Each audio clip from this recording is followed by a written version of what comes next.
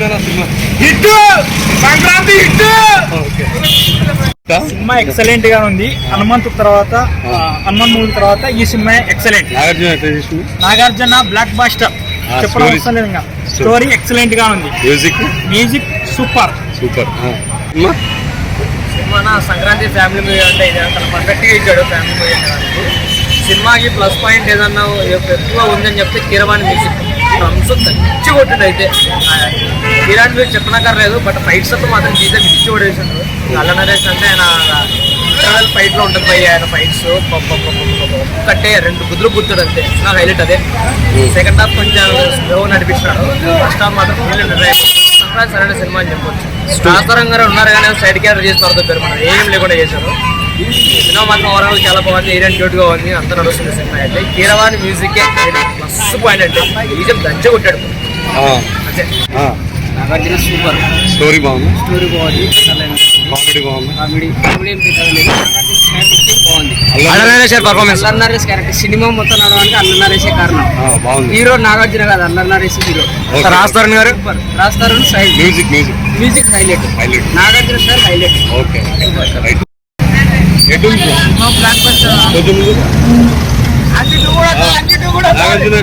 Nagarjuna action super. పక్క family entertainment. Hanuman తర్వాత మన కానీ మ్యూజిక్ స్టోరీ సూపర్ ఉంది. అల్లరి అట్లా చేస్తారండి. Action super. బాగుంది. సూపర్ ఉంది. అయితే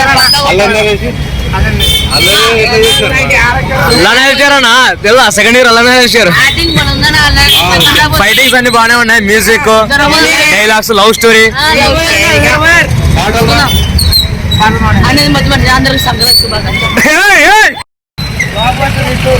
ఇప్పుడు ఏం వచ్చింది?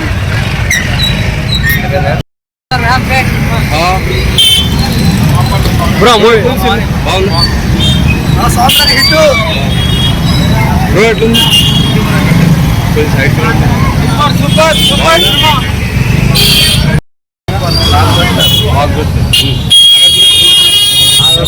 సంక్రాంతి మూడు వచ్చాడు. అలానే సార్ పర్ఫార్మెన్స్ 5 సార్.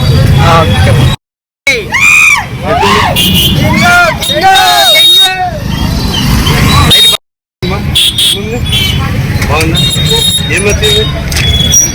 ఫైటింగ్ బాగుందా? ఎంత బాగుంది. సంక్రాంతి సినిమా నచ్చా? సంక్రాంతి పండుగ super super. Sir sir sir Keeravani Chandrababu super రాశారు. ఫైట్స్ బాగున్నాయా? సూపర్ ఫైట్లు కానీ బాగున్నాయి. అల్లరి నరేష్ అన్న ఫైట్లు బాగా ఉన్నాయి. సూపర్ హిట్ వస్తుంది.